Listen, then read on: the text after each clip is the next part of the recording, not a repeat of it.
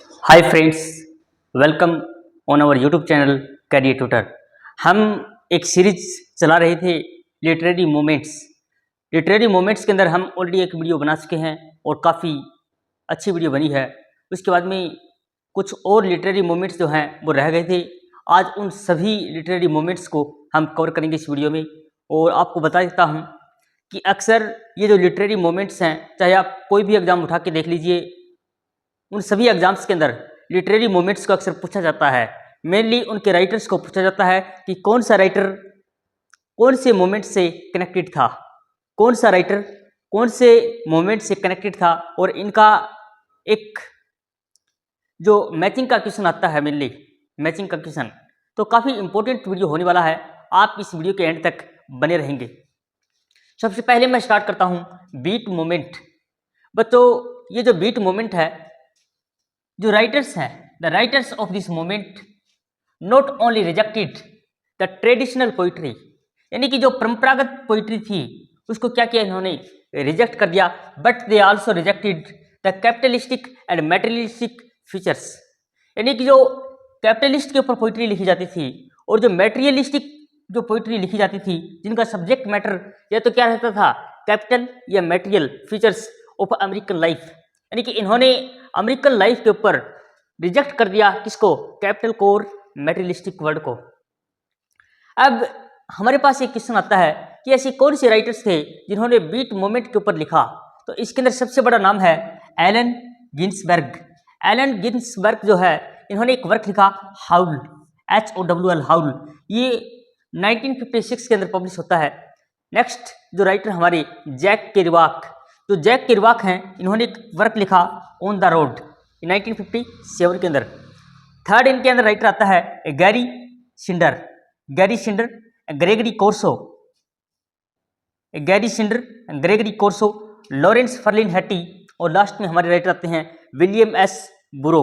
तो William S बुरो का भी एक वर्क काफ़ी फेमस है जिसको अक्सर पूछा जाता है नेक्ड लंच 1959। तो ये आपको मेन जो मेरा फोकस जो है, आपको ये याद रखना है कि बीट मोमेंट ने क्या किया, रिजेक्ट किया मेटेरियलिस्टिक और कैपिटलिस्टिक पोइट्री को, और साथ में इन्होंने रिजेक्ट किया किसको, ट्रेडिशनल पोइट्री को। तो ये अमेरिकन लाइफ की बेस के ऊपर था, अमेरिकन लाइफ के ऊपर बेस था ये बीट मोमेंट, और ये इसके कुछ मेजर राइटर्स थे। आई होप यहाँ तक आपको समझ में आया। आपको ज़्यादा कुछ नहीं करना, Allen Ginsberg, Jack Kerouac, Gary Snyder, Gregory Corso, Lawrence Ferlinghetti, William S Burroughs, ये आपको नाम याद रखने हैं। ये आप वर्क भी याद रखें, हाउल 1956 के अंदर, on the road 1957 and naked lunch 1959। ये वर्क मेजर वर्क्स हैं, कुछ याद रखने आपको।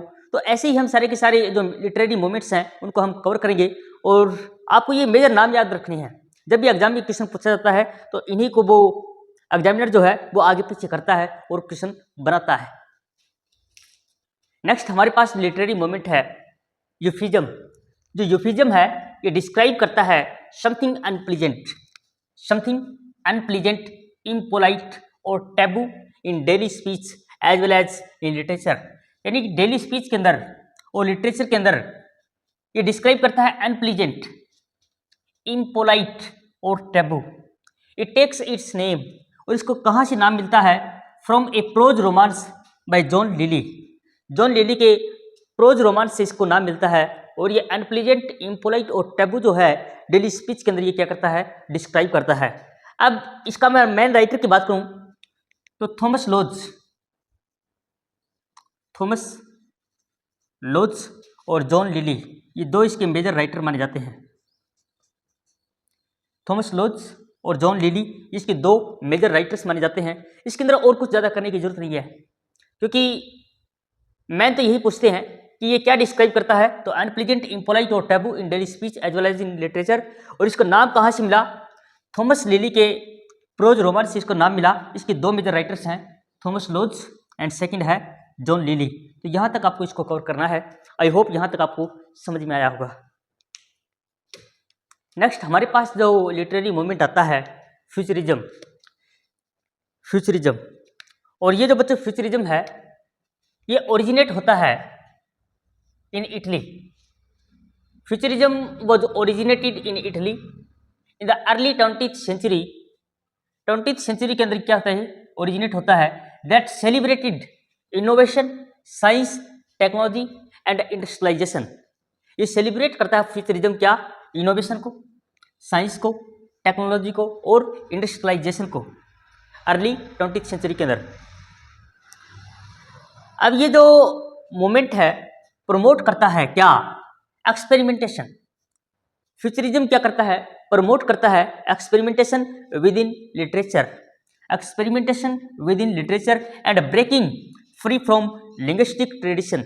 यानी कि भाषा का जो ट्रेडिशन है, जो लिंग्विस्टिक ट्रेडिशन है, उसको क्या करता है, ब्रेक कर देता है, उसको तोड़ देता है। अगर मैं सबसे फेमस जो फ्यूचरिस्टिक वर्क की बात करूं तो manifesto of futurism, manifesto of futurism जो है ये 1909 के अंदर पब्लिश होता है और इसको लिखा जाता है फिलिप्पो तोमेसो मैरिनेटी। फिलिप्पो तोमेसो मैरिनेटी ये बहुत बड़े राइटर हैं और ये सबसे बड़े फ्यूचरिस्टिक राइटर माने जाते हैं। इन्होंने क्या लिखा, मैनिफेस्टो ऑफ फ्यूचरिज्म। नेक्स्ट हमारे पास एक रशिया से राइटर आते हैं व्लादिमीर मायाकोव्स्की। व्लादिमीर मायाकोव्स्की ये भी एक फ्यूचरिस्टिक राइटर माने जाते हैं जो रशिया से बिलोंग करते हैं।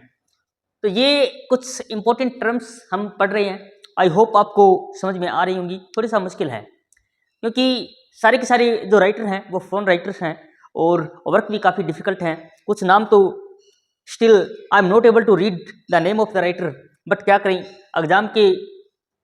एग्जाम को अगर पास करना है तो ये सारी की सारी चीज़ें हमें कवर करनी पड़ेगी। नेक्स्ट हमारे पास लिटरेरी मूवमेंट आता है सरियलिज्म। तो बच्चों जो सरियलिज्म है इसको डेवलप किया गया यूरोप के अंदर।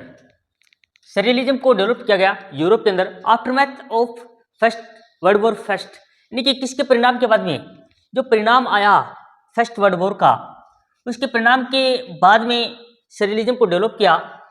विच artist aimed to allow the unconscious mind to express itself. जो अनकॉन्शियस माइंड है, हमारे माइंड के दो पार्ट हैं, कॉन्शियस और unconscious.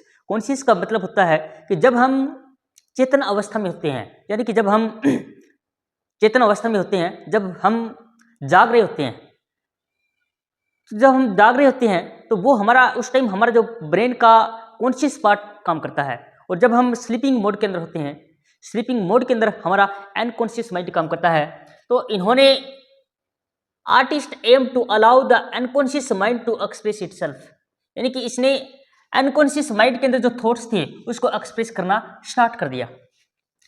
It's intention was to resolve the previously contradictory conditions of dream and reality, यानी कि जो ड्रीम और रियलिटी ये दो चीजें हैं, जो रियलिटी में कुछ होता है और ड्रीम के अंदर कुछ होता है, उसकी जो कॉन्ट्राडिक्टरी कंडीशन थी उसको सोल्व करने के लिए इसका इस्तेमाल किया गया।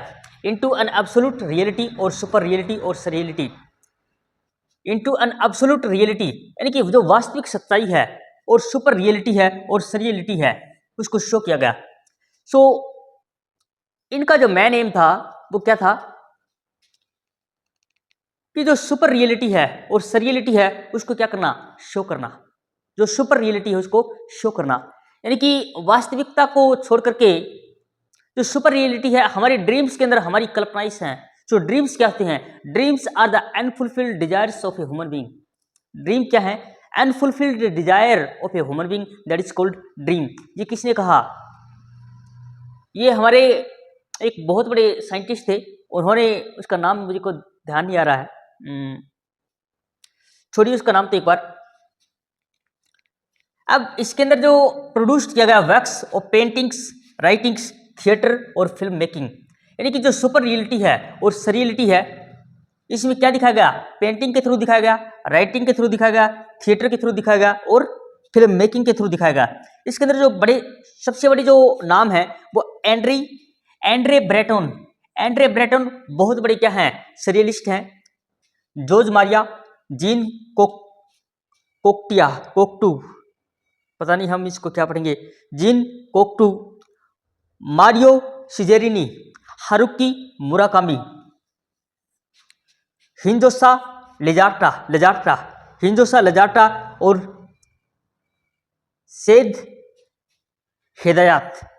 तो ये कुछ राइटर हैं, जैसे एंड्रे ब्रेटन हो गया, जॉर्ज मारिया हो गया 2, जीन कोक्टा 3, मारियो शिजरिनी 4, हारुकी मुराकामी 5, हिंजोसा लजाटा 6 एंड लास्ट में आता है हिदायत 7। तो ये हमारी सरियलिस्ट हैं, आप इनका नाम याद रख लेना। और सरियलिज्म का अक्सर मीनिंग पूछा जाता है, तो यानी कि ये क्या दिखाता है, ये दिखाता है बच्चों एब्सोल्यूट रियलिटी और सुपर रियलिटी और सरियलिटी, ये दिखाता है। और ये इसके अंदर जो कॉन्ट्राडिक्शन होता है ड्रीम और रियलिटी, उसके ऊपर इसको दिखाया जाता है। तो चलिए बढ़ते हम नेक्स्ट लिटरेरी मूवमेंट की तरफ। तो नेक्स्ट हमारे पास आता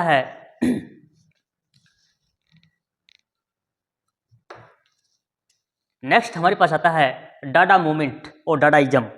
बच्चों ये जो डाडा मूवमेंट और डाडाइज्म है एक आर्ट मूवमेंट है, इसको फॉर्म्ड किया गया during the First World War in Zurich. Zurich एक जगह है, वर्ल्ड वॉर फर्स्ट के दौरान भी यहाँ पे इसको क्या किया गया, इसको फॉर्म्ड किया गया, इसको बनाया गया during the First World War in Zurich in negative reaction of the horrors and folly of the war.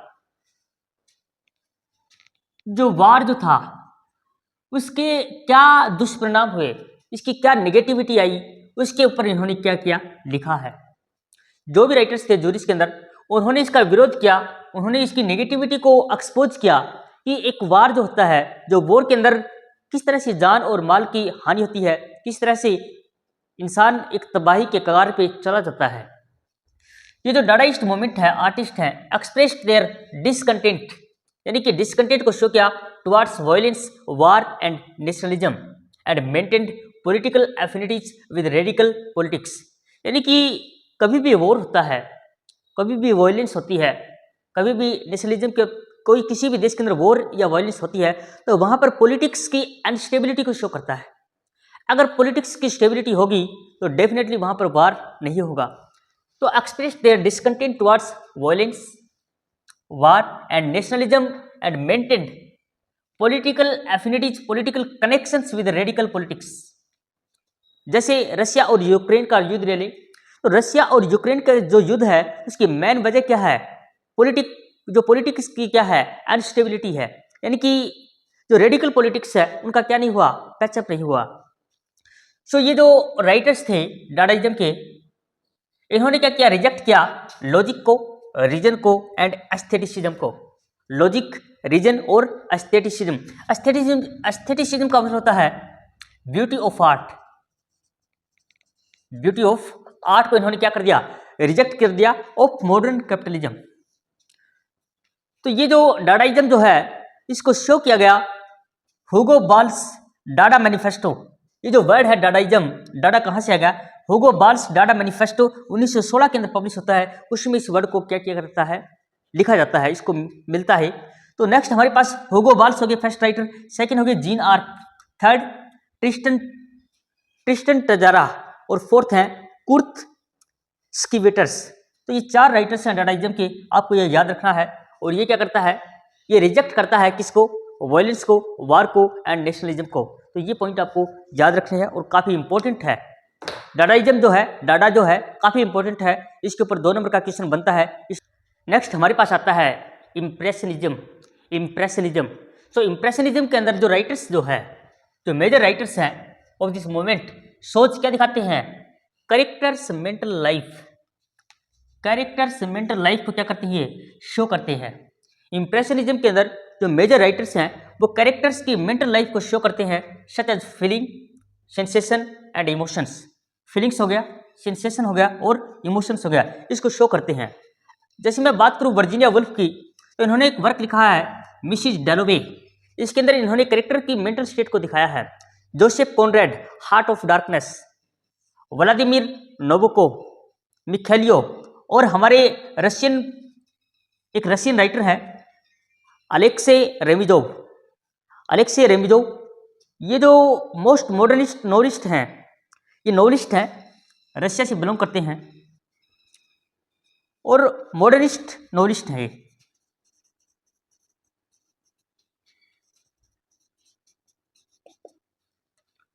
Modernist novelist हैं और मोस्ट इम्प्रेशनिस्ट ऑथर माना जाता है इसको। सबसे बड़ा नाम इस बंदे को माना जाता है, अलेक्से रेमिजोव, रशिया से बिलोंग करते हैं और मॉडर्निस्ट नॉवलिस्ट हैं। तो इनका इम्प्रेशनिज्म के अंदर बहुत बड़ा रोल होता है। तो आपको आई होप यहाँ तक आपको समझ में आया होगा। इसमें ज़्यादा कुछ नहीं है कि कैरेक्टर्स की मेंटल लाइफ को शो करते हैं। ये वर्जीनिया वुल्फ है, जोसेफ कॉनराड है, व्लादिमीर नोबकोव है और अलेक्से रेमिजोव है। ये सारे के सारे राइटर्स इन्होंने इम्प्रेशनिज्म के ऊपर लिखा है। सो अब हम नेक्स्ट लिटरेरी मोमेंट हमारा इम्प्रेशनिज्म के बाद में एक्सप्रेशनिज्म, उसको शो करते हैं। तो नेक्स्ट हमारे पास आता है एक्सप्रेशनिज्म। एक्सप्रेशनिज्म जो है वो इम्प्रेशनिज्म का क्या है, ऑपोजिट है। तो जितने भी राइटर्स हैं इस मोमेंट के, वो एम्फेसिस, वो जोर देते हैं इंडिविजुअल के ऊपर और सब्जेक्टिव पर्सपेक्टिव के ऊपर।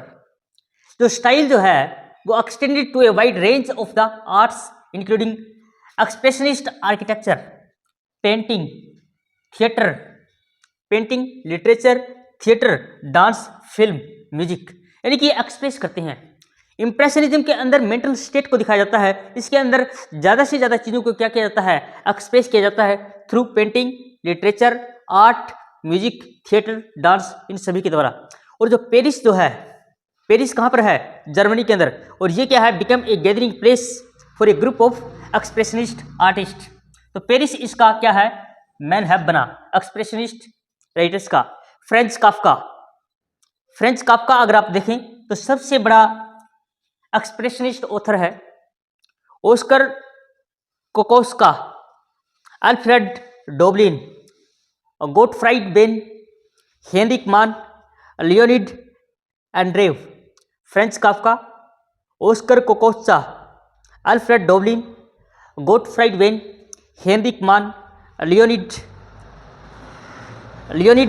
एंड्रेव, ये 5-6 राइटर्स हैं। ये सारे के सारे राइटर्स जो हैं ये एक्सप्रेशनिस्ट मूवमेंट के अंदर आते हैं। आई होप आपको ये समझ में आया होगा। अब हमारा लास्ट में 1 या 2 लिटरेरी मूवमेंट बनते हैं, उनको भी हम चलते डिस्कस कर लेते हैं। तो रशियन फॉर्मलिज्म एक रशिया के अंदर एक लिटरेरी मूवमेंट चला, जिसका मेन टारगेट था focused on formal properties of literature to gain a deeper understanding of the meaning and significance of a work.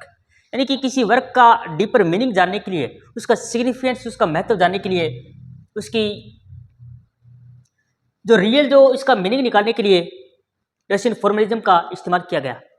ये जो ग्रुप है ये 1910 से लेकर के 1930 तक ये एक्टिव रहा रशिया के अंदर। और ये group of literary scholars believe that group of literary scholars हैं, उन्होंने क्या बिलीव किया कि meaning of a work could not be found in the content और सब्जेक्ट मैटर अलोन। कि किसी भी वर्क का अगर मीनिंग निकालना है तो ना तो वो उसके कंटेंट में मिलेगा और ना ही उसके सब्जेक्ट मैटर में मिलेगा। यानी कि ना तो कंटेंट के अंदर और ना सब्जेक्ट मैटर अलोन, बट कहाँ पर, in the way that content was originated और रिप्रेजेंटेड। यानी कि उस कंटेंट को कैसे ओरिजिनेट किया गया है, वो कैसे ओरिजिनेट हुआ और कैसे उसको प्रेजेंट किया गया, ये भी डिपेंड करता है किसी वर्क का मीनिंग जानने के लिए। अगर किसी वर्क का डीपर मीनिंग जानना है, उसका सिग्निफिकेंस जानना है, तो हमें उसका जो ओरिजिनेट हुआ वो जो वर्क, उसका मेन सोर्स है उस वर्क का, और उसको प्रेजेंट करने का जो तरीका है, उससे भी हम मीनिंग निकाल सकते हैं बजाय इसके कंटेंट और सब्जेक्ट मैटर के। इसके अंदर 2 की कंसेप्ट आते हैं, डीफेमिलियराइजेशन और सेकंड है द आइडिया ऑफ लिटरेरीनेस। ये 2 कंसेप्ट्स हैं, ये आप चेक कर लेना एक बार। आगे मैं बढ़ता हूं कि जो मेजर रशियन फॉर्मलिस्ट राइटर हैं Viktor Shklovsky, Vladimir Propp, Roman Jakobson, Grigory Gukovsky and Boris Tomashevsky, ये कुछ राइटर्स हैं जो मेन रशियन फॉर्मलिज्म के अंदर एक्टिवेट रहे और इन्होंने काफ़ी सारा कुछ वर्क्स जो है वो रशियन फॉर्मलिज्म के ऊपर लिखा। आपको ये जो टर्म है डीफेमिलियराइजेशन और द आइडिया ऑफ लिटरेरीनेस, ये आपको चेक करना है और इसको भी आपको याद रखना है, ताकि जब भी एग्जाम में जो क्वेश्चन बनेगा वो हो सकता है कि इन 2 टर्म्स के ऊपर भी क्वेश्चन बन सकता है, या कुछ इसके कुछ राइटर्स भी पूछ सकता है, या इसकी एक डेफिनेशन भी पूछ सकता है। तो आपको चारों तरफ से क्या रहना है, एक्टिव रहना है। नेक्स्ट हमारे पास आता है रियलिज्म। रियलिज्म एक जॉनरा है जो रिप्रेजेंट करता है सब्जेक्ट मैटर ट्रूथफुली। रियलिज्म एक जॉनरा है जो रिप्रेजेंट करता है subject matter truthfully, avoiding fiction and supernatural element. यानी कि जो रियलिज्म जो है आप ये कह सकते हैं ये रिप्रेजेंट करता है थिंग्स एज दे आर, चीज़ें जैसी हैं वैसी ही दिखाना रियलिज्म कहलाता है। चीज़ें जैसी हैं और वैसी ही दिखाना क्या कहलाता है? रियलिज्म कहलाता है।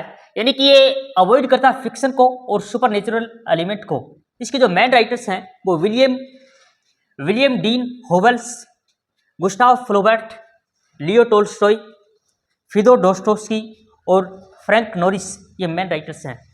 विलियम डीन होवेल्स, गुस्टाव फ्लोबर्ट, लियो टोल्स्टॉय, फियोदोर दोस्तोव्स्की और फ्रैंक नॉरिस, ये मेन राइटर्स हैं रियलिज्म के। आई होप रियलिज्म आपको समझ आया होगा। कन्फेशनल पोइट्री, ये बच्चा एक लिटरेरी मूवमेंट है 1950 से 60 के अंदर अमेरिका के अंदर एक्टिव रहता है इन यूनाइटेड स्टेट्स। इसका सबसे पहला जो पॉइंट है वो आप ये कह सकते हैं कि पोइट्री ऑफ द पर्सनल और आई, यानी कि ये जो फोकस करता है कन्फेशनल पोइट्री मूवमेंट है ये आई के ऊपर फोकस करता है। Extreme moments of individual experience, यानी कि हर एक इंसान के क्या है पर्सनल एक्सपीरियंस की बात करता है, साइकिक की बात करता है और पर्सनल ट्रूमा की बात करता है। यानी कि एक राइटर जो है वो अपने खुद के लाइफ को शो करता है अपने वर्क के अंदर। जैसे इंडिया के अंदर भी काफ़ी बड़े बड़े राइटर हुए हैं। महासविता देवी जो है वो उन्होंने काफ़ी सारी पोइम्स के अंदर कन्फेशनल पोइट्स मानी जाती है। तो अपने खुद के पेन, पीड़ा, दुख, दर्द को अपने वर्क के अंदर दिखाया जाता है। तो इसके अंदर सबसे बड़े राइटर आते हैं Robert Lowell, John Berryman, Sylvia Plath और W.D. Snodgrass. Robert Lowell, John Berryman, Sylvia Plath, W.D. Snodgrass, ये कुछ अमेरिका के मेजर राइटर्स हैं जिन्होंने कन्फेशनल पोइट्री के ऊपर लिखा है। तो आज का हमारा लेसन यहीं फिनिश होता है। आई होप आपको अच्छा लगा होगा। रियली में आपको हमारी मेहनत पसंद आई। चैनल को सब्सक्राइब करें, वीडियो को लाइक करें, दोस्तों को शेयर करना कभी ना भूलें। जय हिंद फ्रेंड, मिलते हैं नेक्स्ट वीडियो में।